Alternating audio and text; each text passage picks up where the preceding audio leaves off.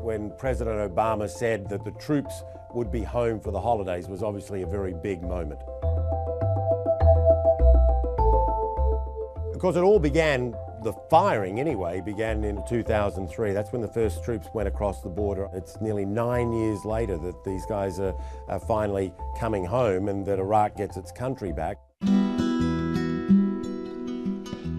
The Americans will hand over the keys, so to speak, to the Iraqis. Basically, they're going to have a ceremony at Camp Victory, the big, if you like, anchor base throughout this war. There's going to be a ceremony at the massive US embassy there.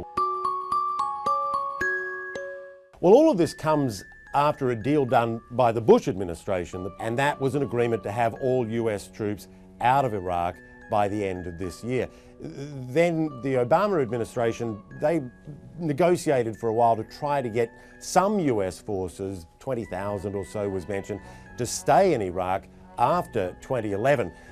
The hiccup there was that they needed to have those forces immune from prosecution by Iraqi legal system. The Iraqis didn't agree to that, and so that was the end of that, and everybody's out.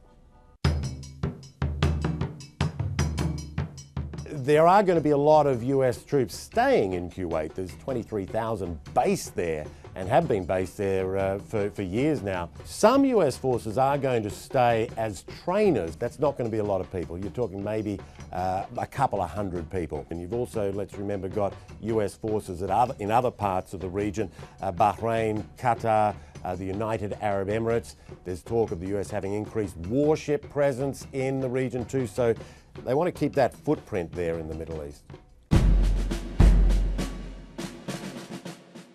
Well, of course, when the US troops go, the bases become Iraqi property, and they'll either run them as bases or they'll just dismantle them entirely. You know, you're talking about a huge number of bases during this war. At the height of the war, there was more than 500 US bases around the country. By around towards the end of 2010, I think that number had dropped to less than 100. Right now, there's about a dozen. At the end of the day, I think there's going to be a lot of relieved people that it's over in both the United States and in Iraq and in all the other countries who've taken part in this war. And I think there'll also be a lot of damage that's going to endure forever.